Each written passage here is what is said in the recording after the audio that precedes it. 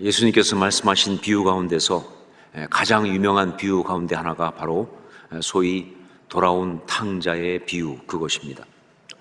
자, 그런데 이 비유는 정확히 말하면 돌아온 탕자의 비유가 아니라 탕자를 기다리시는 아버지의 비유이고요.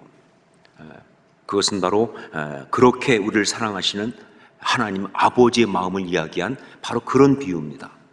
그래서 그렇게 은혜가 되고, 그래서 그렇게 감동스러운 그런 이야기죠. 자, 그런데 이 비유는요, 그렇게 우리를 정말 사랑하시고 우리를 용서하시는 하나님 아버지의 마음을 나타내는 바로 그 주제 외에도요, 참 많은 것들을 우리에게 메시지로 주고 있습니다. 보통 비유를 공부하면서 그런 얘기 많이 하죠. 비유를 제대로 해석하려고 하면 그 비유의 핵심 메시지 말고 다른 것들을 여러 가지 거기서 뽑아내면 안 된다라고 이야기하는데, 그런데 이 돌아온 탕자의 비유만큼은 거기에서 예외입니다. 여기에는요, 그 핵심 메시지 말고도요, 정말 많은 메시지가 들어있고요. 그리고 그 모든 것들은 다 예수님께서 우리에게 주시는 메시지이기도 한 것이다. 자, 이 비유를 통해서 어떤 메시지를 우리가 볼 수 있느냐라고 할 때, 우선 이 비유는요, 우리에게 하나님을 떠나 홀로 서려는 인간의 죄성에 대해서 메시지를 주고 있습니다. 인간은 바로 그런 죄성을 갖고 있다. 끊임없이 하나님을 떠나서 혼자 서겠다고 하는, 자기가 자기 삶의 주인이 되겠다고 하는, 이게 바로 죄성이다 라는 메시지를 주고 있습니다. 그리고 또한 이 비유는요, 그 죄 가운데 무너지는 인간의 모습을 또한 보여주고 있습니다. 자기 혼자 그렇게 나가서 잘 살 것 같지만 결국은 뭐냐? 결국은 방탕하고 무너지고 어려운 환경 속에서 좌절할 수밖에 없는, 그게 바로 죄 가운데 살아가는 인간의 이야기일 뿐이다 하는 것을 정말 잘 보여주고 있어요. 특별히 여기에 보면 그 아들이 이제 돼지 치는 데까지 가서, 여러분 아시죠? 돼지는 유대인들에게는 정말 무가치하다는 것을.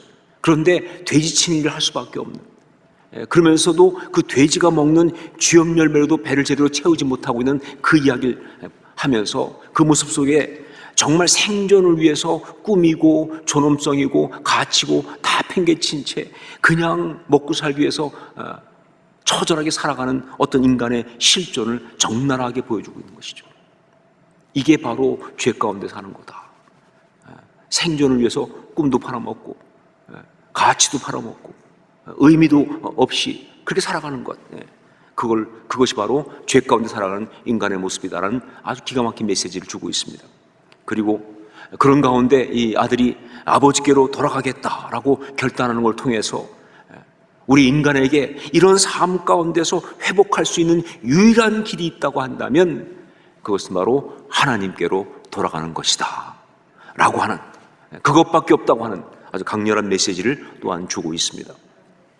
자, 그런데 이런 여러 가지 메시지 중에 하나, 어쩌면 조금 좀 동떨어진 것이라고 볼 수도 있고요, 혹은 지나치게 확대 해석된 거 아니냐라고 할 수도 있을지 모르겠지만, 그러나 성경적으로 분명히 맞는 것이고, 또한 우리 예수님의 말씀을 통하여 분명하게 받을 수 있는 또 하나의 아주 중요한 메시지가 있다고 한다면 그것은 바로 하나님의 집, 하나님의 가정은 은혜가 가득한 그런 곳이다 라는 메시지예요. 하나님의 집, 하나님의 가정은 은혜가 가득한 그런 곳이다 라고 하는 이 메시지예요. 탕자는요, 아버지께 돌아온 것이면서 동시에 아버지의 집으로 돌아온 것입니다. 그러므로 탕자는 아버지에 의해서 용서받고 받아들여진 것만이 아니라 바로 그 가정에 의해서, 그 가족에 의해서 용서되고 받아들여진 것이다. 예수님은 바로 그래서 어쩌면 큰 아들 이야기를 그 뒤에다가 덧붙이신 것이 아닌가. 만약에 그냥 그 하나님 아버지의 마음, 그 사랑만 이야기할 것 같았으면요, 이 큰 아들 이야기, 그 돌아온 동생이 돌아와가지고 아버지께 용서받고 회복된 거에 대해서 못마땅해 하고 원망하는 이 큰아들 이야기를 할 필요가 없죠. 그러나 예수님은요, 바로 그 이야기를 하면서 하나님 아버지의 마음을 알려주면서 덧붙여서 그런 하나님의 마음을 가진 공동체, 바로 그것을 이야기하고 계시는 거예요. 그래서 그 이야기를 덧붙이신 것이다. 하나님의 마음을 가지고 그렇게 용서하고 받아주는 그런 은혜가 가득한 공동체, 이게 진짜 하나님의 공동체라고, 바로 이것이 참된 하나님의 가정이라고, 이것이 있어야 한다고 그렇게 말씀하신 것이다. 자, 그래서인지 찬송가도 나오지만 이 신앙의 사람들 이야기를 많이 보면요, 그들이 막 세상에서 방황하고 또 방탕하다가 회개하고 돌아오는 것을 갖다가 아주 많은 경우 뭐라고 묘사하느냐, 집으로 돌아온다라고 묘사를 하는 거예요. 집으로 돌아온다. 근데 여러분, 근데 이것이 말이죠, 단지 그냥 비유적 표현만이 아니라 실제였던 적이 굉장히 많습니다. 집으로 돌아온다, 이게 실제로 그런 경우가 많아요. 특히 미국 같은 경우는요, 영적으로 정말 아름답던 시절이 18세기부터 20세기 초반까지거든요. 그런데 그때 보면 거기 찬송가도 그때 많이 만들어졌죠. 보면요, 정말 집으로 돌아오는 게 바로 하나님께 돌아오는 거였어요. 그리고 그가 그렇게 집으로 돌아왔을 때 그가 어떤 모습을 살았든지 그 집에서 다 받아들여지고, 그리고 다 회복되는 그러한 역사가 있었던 것입니다. 왜냐하면요, 그때 미국의 가정들은요, 진짜 참 믿음의 가정들이었거든요. 그때 미국의 가정들은 진짜 참 믿음의 가정들이었어요. 그리고 그 모든 참 가정은 어떤 가정이었느냐? 은혜가 가득한 그런 가정이었어요. 그 가정들은 다 은혜가 가득한 그런 가정이었기 때문에 그런 것이다. 여러분, 그렇습니다. 가정이 정말 하나님의 가정이고, 그래서 참된 가정이 되려면요, 그것은 어떤 것보다 은혜가 가득한 곳, 바로 그런 곳이 되어야 하는 거예요. 비판과 판단과 정죄와 고발과 경쟁이 난무하는 곳은요, 하나님의 가정일 수가 없습니다. 하여간 틈만 있으면 비난하려고 하고 공격하고, 그래서 정말 서로 정말 그렇게 날카롭게 서 있는, 그건 하나님의 가정이 아니죠. 은혜가 있는 곳이 하나님의 가정이에요. 아니, 은혜가 있는 정도가 아니라 은혜가 가득해야 돼요. 그게 바로 참된 하나님의 가정이다 하는 것이죠. 제가 지난주에 설교하면서 가정은 바로 헵시바 공동체라고 그렇게 말씀드렸습니다. 헵시바 공동체, 하나님의 기쁨이 여전히 거기에 있다, 그것이 가정이다, 그런 뜻이에요. 세상에 별별 얘기 많이 있지만 하나님의 기쁨은 가정에 있다. 그게 헵시바 공동체예요. 자, 그런데 이번 주에 주신 말씀은 뭐냐? 바로 헤세드 공동체입니다. 헤세드 공동체. 가정은 바로 은혜가 가득한 곳이어야 한다. 헤세드 공동체. 정말 그렇습니다. 참된 가정은요, 바로 헤세드 공동체, 즉 은혜가 가득한 곳이어야 합니다. 그래야 헵시바 공동체가 돼요. 세상을 구원하고 회복할 수 있는, 하나님의 사람들이 정말 행복하게 살 수 있는, 하나님의 기쁨이 거기에 있는 바로 참된 가정이 그래야 되는 것이다 하는 거죠. 자, 그러면 헤세드 공동체, 즉 은혜가 가득한 공동체는 어떤 곳인가? 그런 공동체는 어떻게 이루어지는가? 이것에 대해서 예수님은요, 돌아온 탕자 비유를 통해서 아주 정확하게 그 답을 주고 계십니다. 그것을 우리가 함께 오늘 나누려고 하는 것이죠. 우선 예수님의 이 비유를 통해서 헤세드 공동체, 이것을 우리가 보면서 먼저 알아야 될 것이 있습니다. 어떻게 보면은 좀 당연하다 할지 모르겠지만 굉장히 중요한 게 뭐냐? 헤세드 공동체는 바로 아버지가 만드는 것이다 라는 사실이에요. 여러분, 이 비유에 보면요, 그 탕자가 돌아간 그 집이 헤세드 공동체인데 누가 만들었느냐? 아버지가 만들었다는 거예요. 이게 굉장히 중요한 메시지입니다. 이것을 지금 우리한테 주는 이 메시지로 그대로 적용하면요, 그래요, 참된 가정으로서의 헤세드 공동체는 바로 부모가 만드는 거예요. 그 가정의 중심이 되고 그 가정의 권위가 되는 바로 그 부모가 은혜가 넘치는 곳 헤세드 공동체를 만드는 것이다, 그런 이야기입니다. 물론 이것은요, 생물학적 부모만을 얘기하는 건 아니에요. 저는 가정의 부모는 생물학적 부모만을 말한다고 생각하지 않습니다. 믿음이 있는 사람이 부모죠. 가정에 대한 소명을 받은 사람이 부모죠. 그러니까 그 믿는 사람들이 다 가정의 부모일 수 있죠. 하지만 여하튼 간에 그 가정을 헤세드 공동체를 만드는 것은 바로 뭐예요? 부모가 만드는 것이다. 헤세드 공동체는요, 바로 어버이, 즉 부모에게 주신 사명입니다. 어떤 경우에도 내려놓을 수 없는, 어떤 경우에도 포기할 수 없는 거룩한 그런 소명이에요. 아무리 나이가 많아도요, 아무리 모든 상황이 어려워도요, 결코 내려놓을 수 없는 생명이 붙어있는 한 그런 사명, 그것이 바로 헤세드 공동체입니다. 어버이 주일에 어버이들에게 말합니다. 아니, 모든 신앙의 사람들에게 말합니다. 헤세드 공동체를 만드는 것이 바로 우리에게 주신 가장 중요한 사명이라는 것을, 이것이 어떤 것보다 중요하게 바로 하나님 나라를 세우는 그런 역사라는 것을, 복음으로 세상을 회복시키는 그런 거룩한 사역이라는 것을 말씀드립니다. 자, 그러면 어떻게 해야 헤세드 공동체를 이룰 수가 있을까요? 사실 이게 좀 어려워요. 너무 당연하게 잘할 것 같은데 이렇게 진짜 많은 어떤 내용들을 담고 있는 것이 그저 몇 가지로 탁 꼬집어서 딱 정리하기 어렵기 때문에 참 어렵습니다. 어떻게 해야 헤세드 공동체를 이룰 수 있을까? 참 알 것 같기도 하면서도 좀 어렵죠.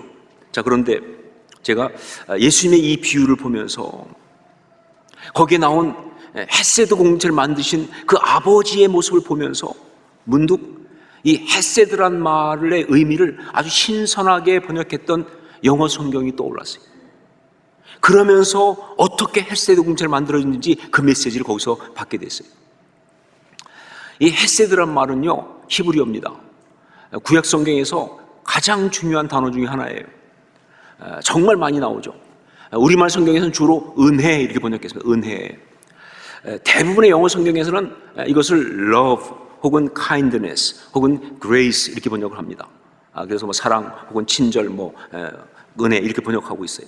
자, 그런데 NLT라고 하는 New Living Translation이라고 하는 최근에 번역된, 그러면서도 Living Translation이니까 정말 실제적 언어, 우리한테 가장 다가오는 언어로 그렇게 번역한 그러나 탁월한 번역이 있는데, 거기에서는요 거의 대부분 예외 없이 헤세드만 나오면 unfailing love라고 하는 말로 번역을 했어요. unfailing love. 저는요 처음에 이걸 보고요 너무 은혜를 받았어요. 물론 unfailing이라고 하는 영어 단어가 그 뜻이 변함없는 한결같은 그런 뜻입니다. 그러니까 unfailing love 하면 뭐예요? 변함없는 사랑, 한결같은 사랑, 그런 이야기겠죠. 그런데 영어가 바로 unfailing이라고 하는 내용으로 변함없는 한결같은 이걸 말하는 그 의미가 기가 막힌 거예요. 예, 변함이 없는데 어떻게 변함이 없느냐? 실패하지 않음으로 변함이 없는 거예요. 한결같은데 어떻게 한결같으냐? 실패하지 않아서. 무엇에? 사랑하기에. 예, 언약을 주고 그 언약을 이룰 때까지 어떤 경우에도 실패하지 않고 포기하지 않는 바로 그 사랑, 그게 헤세드예요. 예, 헤세드는 바로 실패하지 않는 사랑입니다. 사랑함에 있어서 실패하지 않는 것, 어떤 경우에도 포기하지 않는 것, 그게 바로 헤세드인 거예요. 그러므로 헤세드 공동체를 만들려면 어떻게 해야 되느냐? 예, 헤세드 공동체를 만들려면요, 예, 실패하지 말아야 합니다. 어버이 입장에서, 부모 입장에서 은혜가 가득한 공동체를 만들려면, 예, 어떻게 하면 되느냐? 실패하지 말아야 돼요. 무엇을? 어떻게? 바로 예수님의 비유에서 그 아버지가 보여주신 그것처럼 말이죠. 구체적으로 무엇을 실패하지 말아야 하는가? 첫 번째로 기다림에 실패하지 말아야 합니다. 기다림에 실패하지 말아야 한다. 그래요, 예수님의 비유에 나오는 그 아버지의 모습에 가장 중요한 것은요, 기다리심이에요. 예, 여러분, 그 비유에 나온 모습 중에, 그 아버지의 모습 중에 가장 두드러진 것은 기다리심이에요. 물론 그 비유에는 기다렸단 말은 안 나옵니다. 하지만 뭐예요? 그 아들이 돌아왔을 때 아직 거리가 먼데 아버지는 그때 문 밖에 있었잖아요. 예, 계속 기다리고 있던 거예요. 언제 돌아올지도 모르는데, 돌아올지 안 돌아올지도 모르는 상황인데, 그러나 아버지는 계속 기다리는 거예요. 그러면서 기다리면서 계속 조금도 멈추지 않고 바라보고 있었기 때문에 저 멀리에 아들이 나타나자마자 달려간 거 아닙니까? 이게 바로 아버지예요. 기다림에 실패하지 않았다. 여러분, 부모는 어떤 사람이냐? 기다리는 사람입니다. 그게 부모예요. 부모는 기다리는 사람이다. 자녀가 정말 아름답게 바르게 자신의 발로 설 수 있도록, 그리고 깨닫고 그리고 회복될 수 있도록 끝까지 기다리는 것이 그게 부모예요. 여러분, 부모가 기다림에 실패하면 자녀에겐 소망이 없습니다. 회복의 가능성이 사라지는 거예요. 여러분, 자녀는요, 처음부터 완성된 자녀는 없잖아요. 다 뭐예요? 부족한 거 투성이지 않습니까? 실수하면서 배우는 거 아니에요? 무너지기도 하는 거 아니에요? 그런가 기다려야죠. 우리가 기다려줘야죠. 시간이 필요하니까. 기다려주지 못하면 그러면 가능성이 없어지는 거 아니에요? 기다림에 실패하지 않는 것, 그게 바로 헤세드 공동체를 이루는 중요한 것입니다. 기다림에 실패하지 않는 것. 두 번째, 존귀히 여김에 실패하지 말아야 합니다. 존귀히 여김에 실패하지 말아야 한다. 예수님의 이 비유에 보면요, 아들은 집에 오기는 오지만 그러나 자기가 한 짓이 있으니까, 그래서 와서 아버지한테 자신은 실패한 자고, 그러니까 아들로서의 그 권리, 그 가치는 누릴 수가 없습니다. 감히 그냥 종 중에 하나로, 품꾼 중에 하나로만 그냥 받아주세요라고 그렇게 자기 스스로 이야기를 만듭니다. 그러면서 말이죠, 오면 내내도 연습까지 해. 하여간 참 보면, 참 인간들 보면 웃겨요. 그럼 뭐 그 연습까지 해. 혼자 연습 다 하고, 그리고 아버지 만나자마자 그 준비된 대사를 쫙 펼치잖아요. 그렇죠? 오스카 주연상이야 거의. 그런데 여러분, 아버지는요, 들은 척도 안 합니다. 대꾸도 안 해요. 왜? 말 같지 않으니까. 그렇죠? 말 같지 않으니까. 여러분, 아버지는 한 번도 그 마음에서 아들의 가치, 그 존귀함을 내려놓은 적이 없어요. 아무리 그가 실패하고 망가지고 심지어 결정적으로 범죄하고 배신하고 떠났다 할지라도 그 아들의 소중함에 대해서, 그 가치에 대해서 아버지는 한결같았습니다. 여전히 세상에 제일 소중한 게 자녀였던 거예요. 여전히 정말 귀한 그런 사람이었던 거예요. 그러니까 대꾸를 안 하는 거죠. 여러분, 그렇습니다. 어버이는 절대로 그 자녀의 그 가치, 존귀 여김에 실패를 해서는 안 됩니다.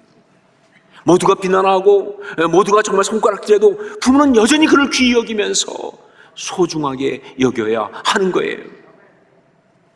제가 어떤 분의 간증을 들었는데, 이분은 정말 믿음의 가정 가운데 잘 컸어요. 그야말로 부모의 기도 덕분에 정말 잘 큰 거죠. 그런데 부모의 기도 덕분에 큰 걸 모르고 이 사람이 이제 성장해서 이제 젊은 시절에 딱 세상에 나가면서 너무 잘 되니까 완전히 교만해진 거예요. 뭐 그냥 젊은 날에 막 돈을 버니까 눈에 뵈는 게 없는 거죠. 특히 부모를 볼 때 한심한 거예요. 이렇게 쉽게 버는 돈을 저 부모님은 왜 이렇게 힘들게 어렵게 사시는지 말이죠. 구차하다. 그래가지고 딱 그냥 집에서 나와버렸어요. 독립했어요. 돈이 많이 버니까. 그리고 막 그냥 자기 잘난 멋에 막 가고 있었는데, 그 다음에 어떻게 된지 여러분 다 아시죠? 그렇죠? 뭐 그건 뻔한 이야기예요. 그러다가 왕창 실패를 했어요. 뭐 실패한 것이 얼마나 뭐 잠깐 실패한 정도가 아니라 아주 완전히 폭삭망해가지고, 그래서 세상에 손가락질 받으면서 감옥까지 가게 됐어요. 경제사범으로 감옥까지 갔습니다. 감옥까지 가가지고 거기서 감옥에서 있다가 이제 나왔는데 갈 데가 없죠. 그래서 자기가 그렇게 우습게 본 부모님 집으로 들어간 거예요. 가서 이제 거기서 있을 수밖에 없으니까. 자, 그런데 그렇게 집에 와서 이제 저녁을 먹는데 어머니가 밥상을 차리는데 자기 밥을 그 집에서 가장 좋은 그릇으로, 그것도 아주 그냥 세팅을 아니면 그야말로 최고급을 해가지고 그렇게 밥을 차리더라는 거예요.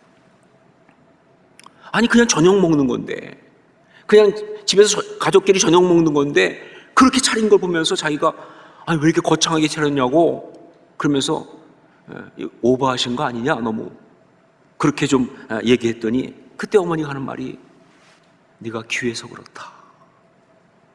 혹시라도 네가 실패했다고 내가 너를 소홀히 한다고 네가 상처받을까 봐.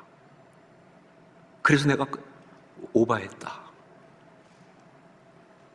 그러시는데 아들이 눈물을 왈칵 쏟으면서 그 밥을 다 먹고 그리고 일어섰다.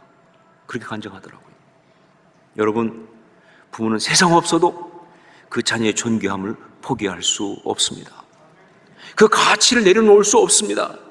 자녀를 존귀히 여김, 이것에 실패하지 않는 것, 이것이 바로 헤세드예요. 이게 헤세드 공동체를 이루는 것입니다. 세 번째로, 신뢰함에 실패하지 말아야 합니다. 신뢰함에 실패하지 말아야 한다. 비유해 보면 아버지는요, 아들을 맞으면서 옷을 입히고 손에 가락지를 끼우고 신을 신깁니다. 이게 무엇을 말하는지는 여러분 다 알고 있는 거예요. 단지 그냥 너무 더러우니까 깨끗하라고 아니죠. 바로 아들의 그 권리를 모두가 다 몽땅 다시 회복시켜 주는 겁니다.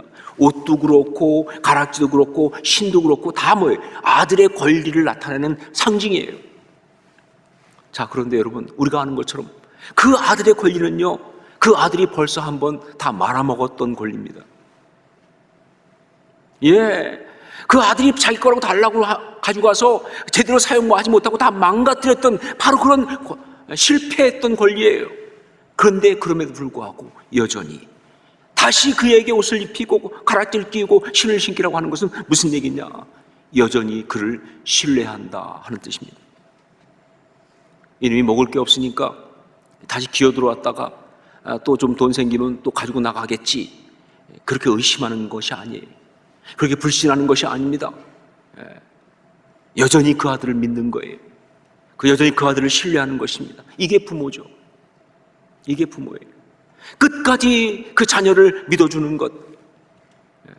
여러분, 부모가 믿어줘야 자녀가 서는 것입니다. 너희가 정녕 믿지 못하면 정녕 서지 못하리라 하는 말씀, 그 말씀이 그 뜻 아닙니까? 부모가 믿어줘야 자녀가 서는 거예요. 아무리 여러 번 자녀에게 속았어도요, 아무리 여러 번 배신을 당했어도요, 여전히 그 자녀를 믿어주는 것, 이게 바로 부모다. 신뢰함에 있어서 실패하지 않는 것, 이것이 바로 헤세드입니다. 하나님이 우리에게 그렇게 하셨던 것처럼, 하나님이 우리에게 그렇게 하셨던 것처럼. 헤세드 공동체, 정말 우리 가정은 헤세드 공동체여야 합니다. 그래야 그 안에서 우리가 모두가 행복할 수 있어요. 진짜로 헤세드 공동체. 그래야 우리 자녀들이 나갔다가도 돌아오는 겁니다. 그래야 정말 그 가운데 하나님 나라가 아름답게 세워지는 거예요. 그 가정을 통해서. 세상에 어떤 메시지를 이것처럼 강하게 전할 수 있겠습니까? 헤세드 공동체처럼. 헤세드 공동체를 이루는 것, 이건 우리 모두에게 주어진 소명입니다. 부모만이 아니라 자녀들도 마찬가지예요. 우리가 믿는 자라면 가정을 지금 이루고 있거나 혹은 이루지 않고 있거나 마찬가지예요. 우리 모두에게 주어진 정말 중요한 그러한 소명이고 사명입니다. 이것을 기억하고 여기에 모두 다 아멘 하시기를 주의 이름으로 축원합니다.